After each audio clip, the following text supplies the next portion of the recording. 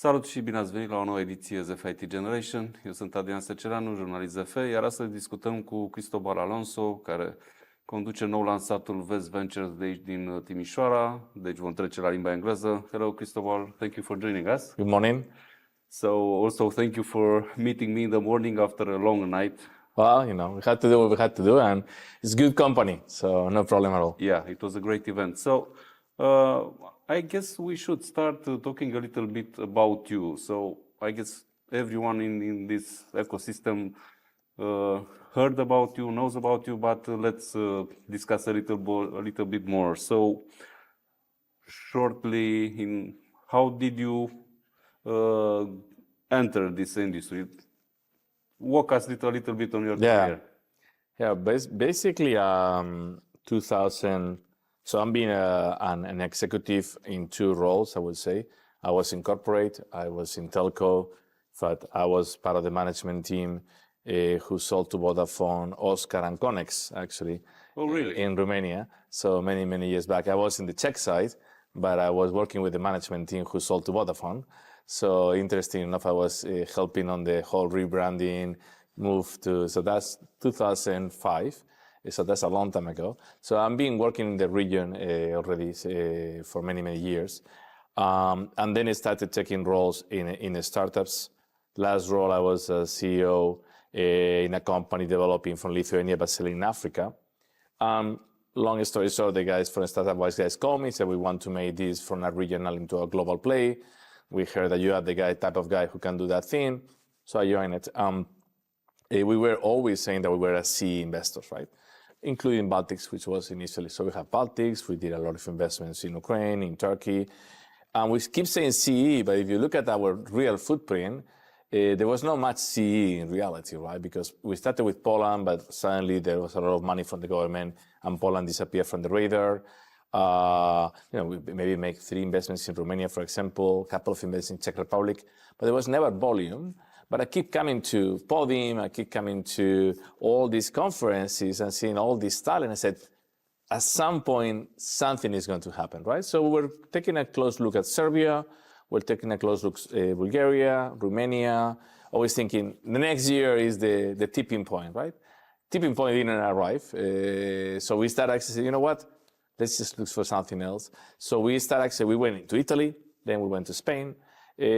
But right after COVID, talking to Razvan, who is also part of the Best Ventures team, we said, I think something is going to cook in Romania. I think I can see less outsourcing. I can see the EIF, European money, is going to throw capital at the country, which means the opportunity will be there. And I said, but we need to be there. We're not part of the community. We cannot do this from Tallinn. So he basically said, okay, I go, right?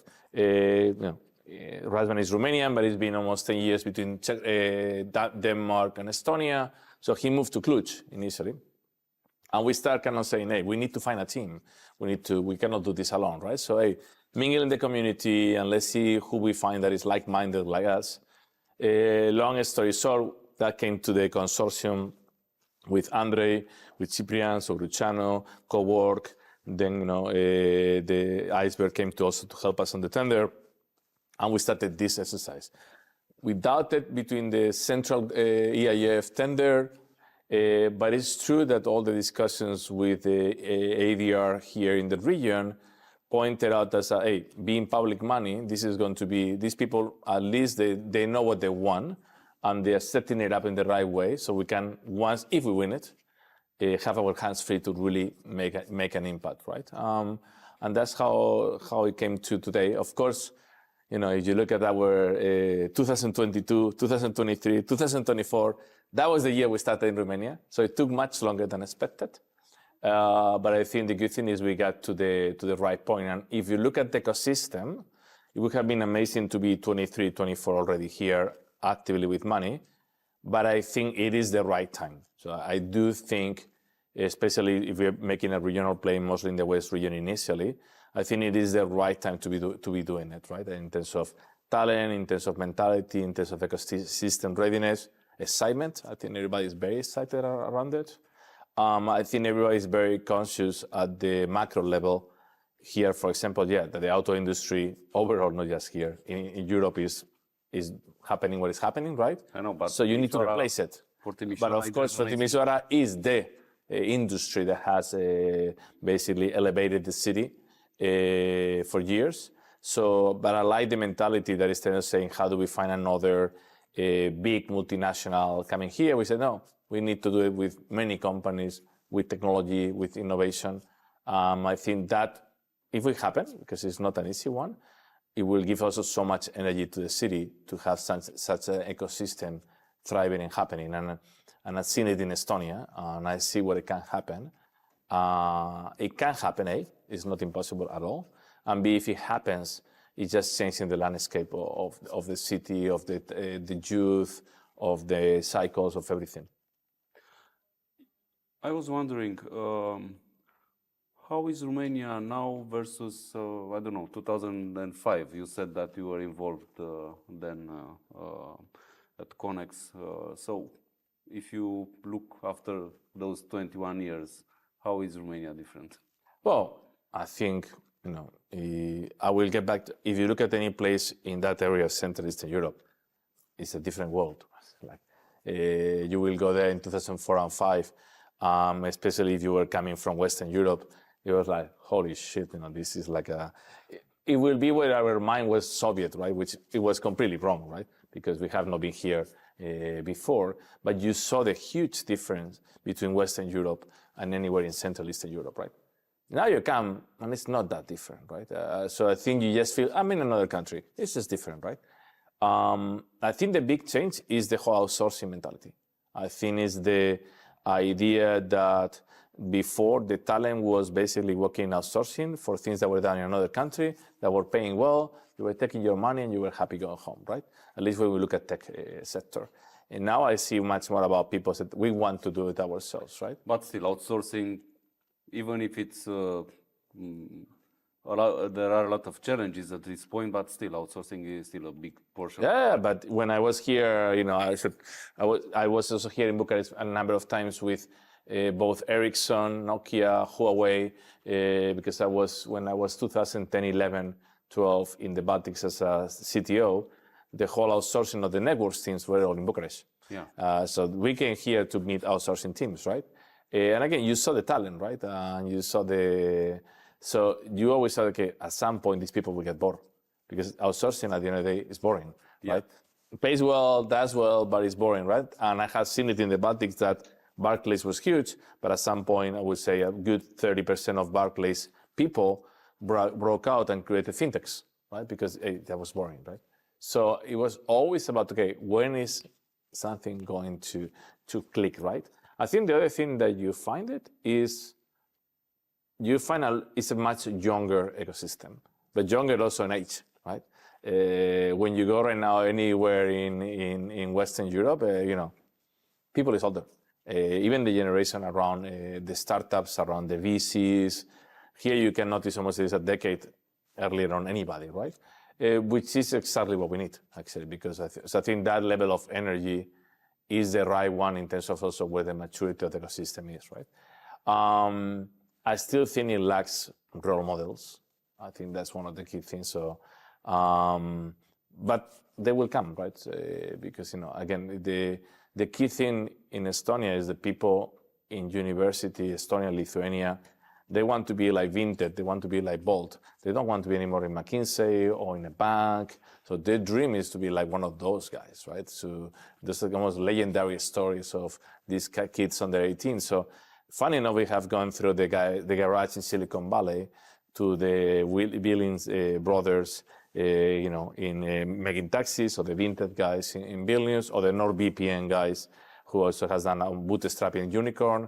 And suddenly, when you see that locally, you make it, not just looking at the pond, across the pond, then I think people get really excited, right? And I think we will go in that direction, but it takes time. So the patience has to be there, but you need to make champions. Like, you cannot just run this with nice companies. Yes, you said last night it was a very nice comparison. You remembered that you were on the stadium when Steaua won the match with Sevilla in 1986, but you said, what did Steaua do afterwards? Yep. We had one shot and then.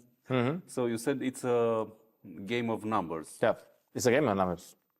It's a game of numbers. It's basically, and I had a question from one of your colleagues in one of the previous conference who asked me, is this about volume or quality, right?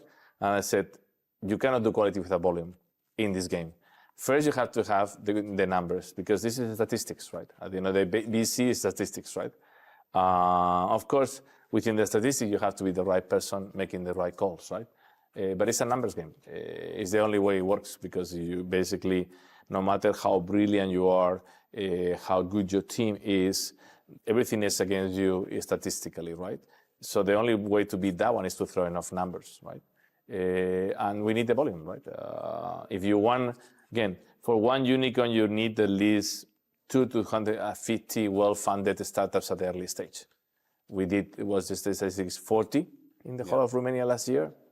So we're now having a good shot to probably create some good Series B, C companies, but no more than that. To get to a good shot of getting CD or unicorns, style of, let's say, more than 200 million valuation companies, the pipe has to be 200 companies, right? So is multiplying by 7 what we have right now. So it's doable. I think there is enough capital right now coming in.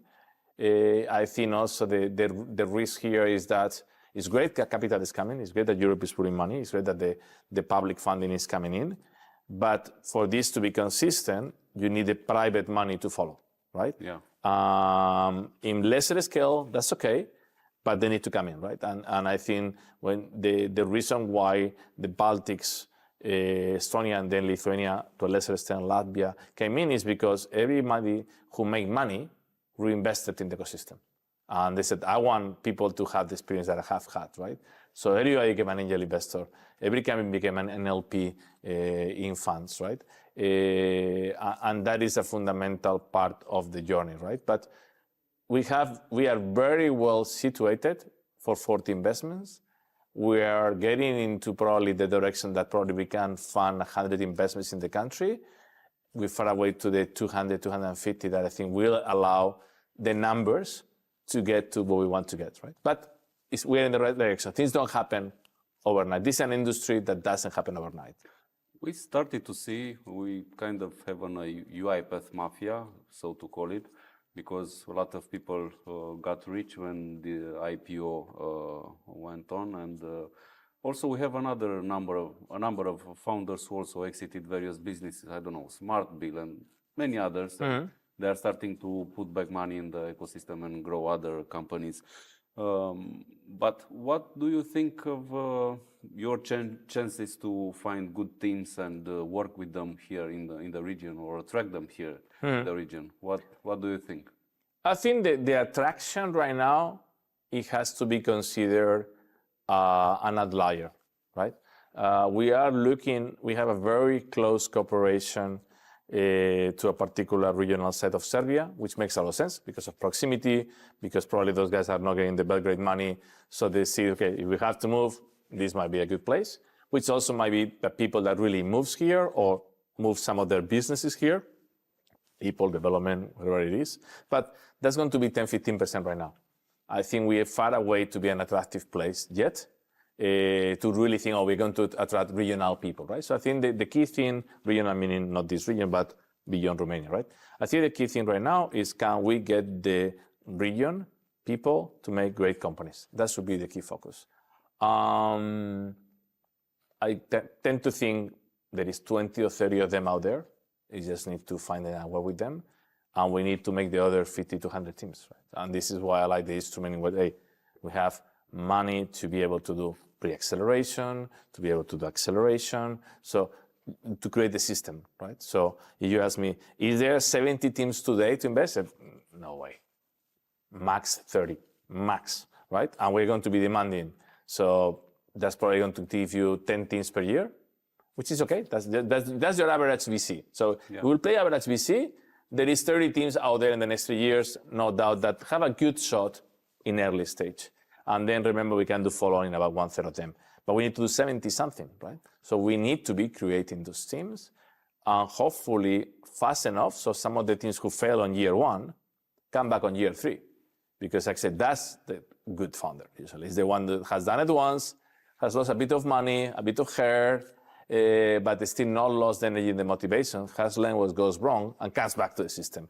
Those are usually when you find the winners, right? And that's, I think, that's when you get the system, no? The flywheel that has to be there. Can we talk a little bit more about you and what you bring to the table? So maybe looking back, which are, I don't know, the best deals or the best failures, let's say, from which you got your experience and you learned things and you are going to share this. So looking back, because you did a lot of deals, anyone who's looking at your resume or your LinkedIn profile sees a lot of things there. You did great number of deals. So which stand out? Which are the greatest? And you know, some things we can throw names, but I can share the experience. I think the biggest, this is an interesting because obviously, you know, I have made 450 investments, which probably means I have looked at 2,000 deals in detail, right? Maybe with 20, but you have to make a decision, do I invest myself or not, right? I think maybe there is 2 cases, 3 cases that you pick one and you say, oh, I should have picked the other one, right? And because the other one did well, right? But I have not had yet, I'm sure it will happen, somebody said, oh man, we missed that one, another award, 200 million, 300 million, 400 million. That has not happened yet, at least, right? Hopefully it will happen because somebody will be very happy. And there is no hard feelings here, right? At the end of the day, I think, neither side.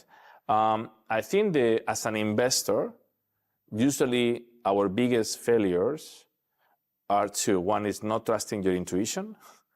So sometimes you make an investment, you start going, but you see something wrong with the founder. And like, we need to get out of here, right? As soon as possible. And it happens in a couple of cases in the 200 million plus valuations. That's the, So in one of them, we exit 70% of the capital invested, which we did good money. We didn't exit the 30%, and the company went bankrupt a year later. And this is companies with millions of funding, no, with millions, right? But indeed, the founder was not spending the money in the right way.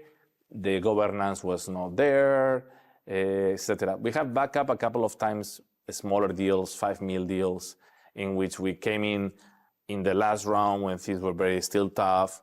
We supported the founders, market worked against us, but the founders did the best, and we actually reinvested on them afterwards.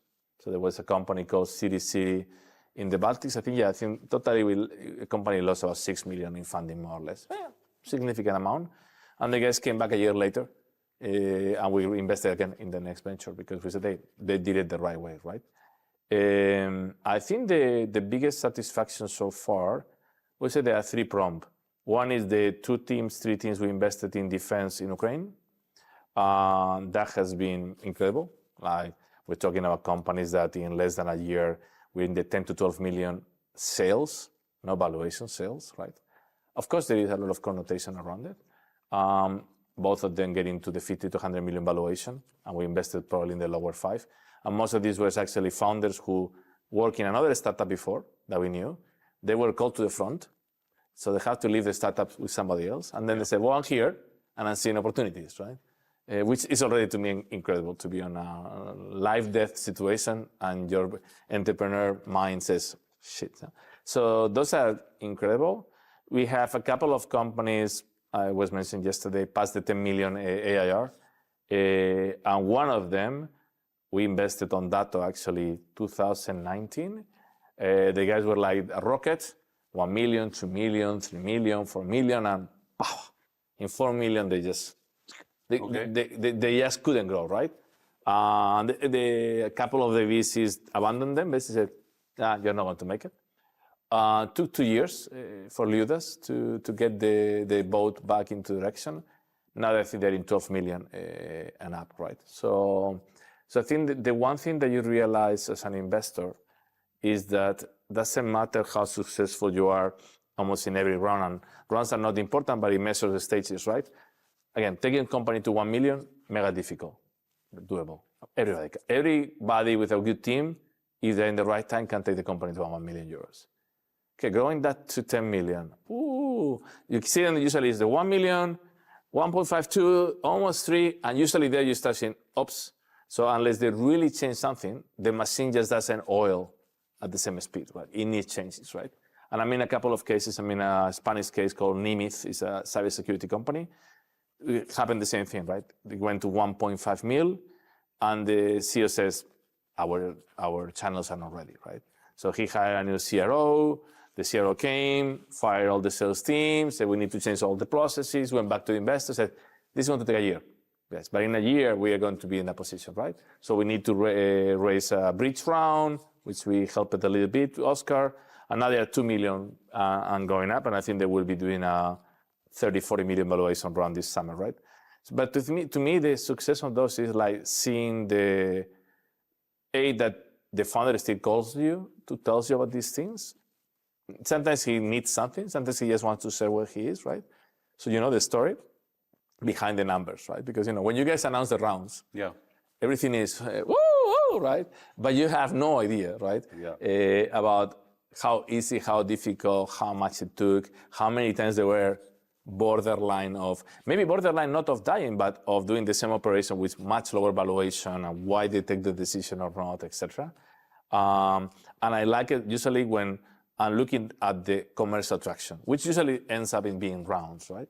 So I think that's actually a very interesting direction. We are in a very good Romanian deal. We invested 2022, something like that. The guys, back and forth. One of the founders is here, the other founder is in London. They never really moved full time because there was not enough money. I keep telling them, you need to move full time. This shit is not going to go. Now, 3 years later, they have moved. One of them, the other one was full time, and now it's going into the right direction. I think we are going to put in a cybersecurity fund that we're still running an extra round because we really think the guys are doing something very, very special.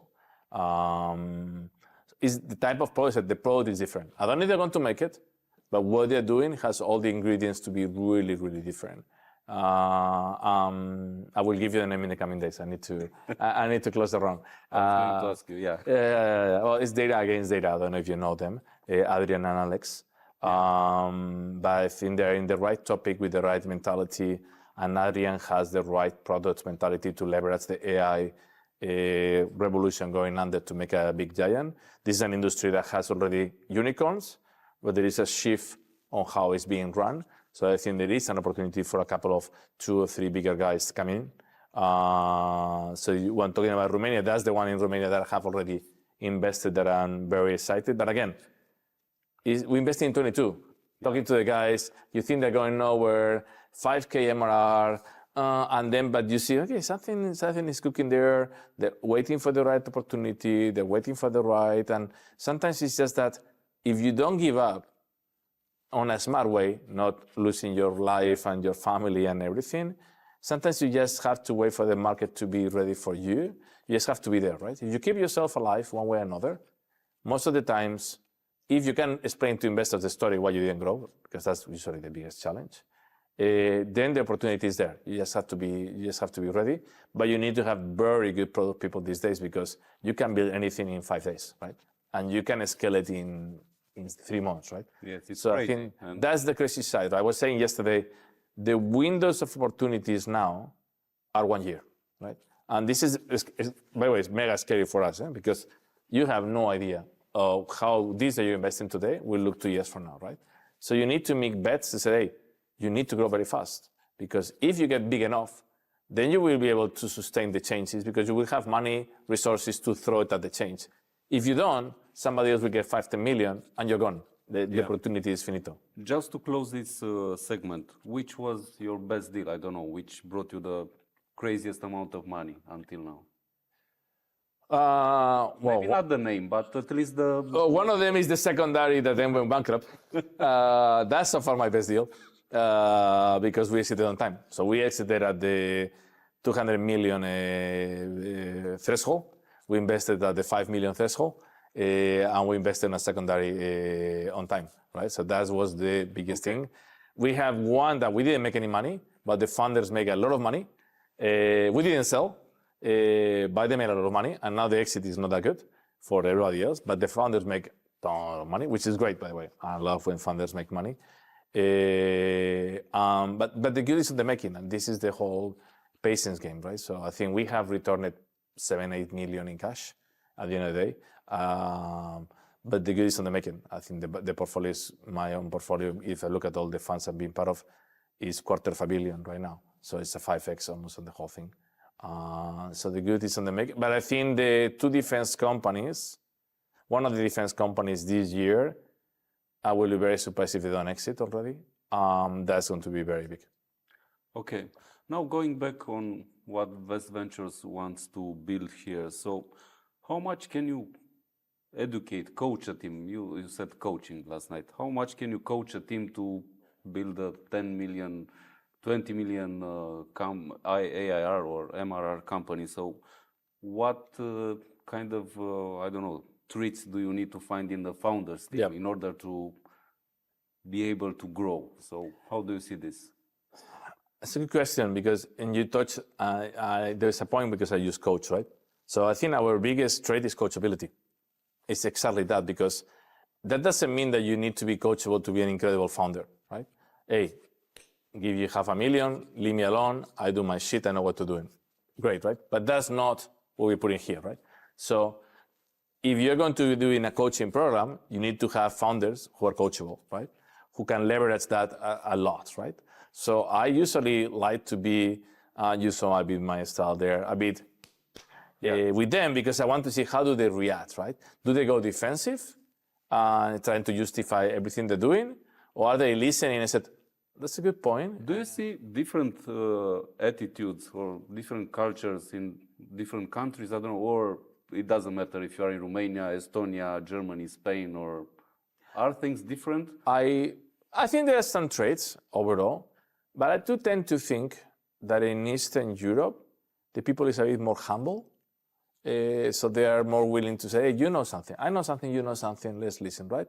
I think in Western Europe, a lot of people comes with an attitude already that, I know, yeah. And you know shit, because unless you have done another unicorn, you know shit about it. But I think people overall here is receptive.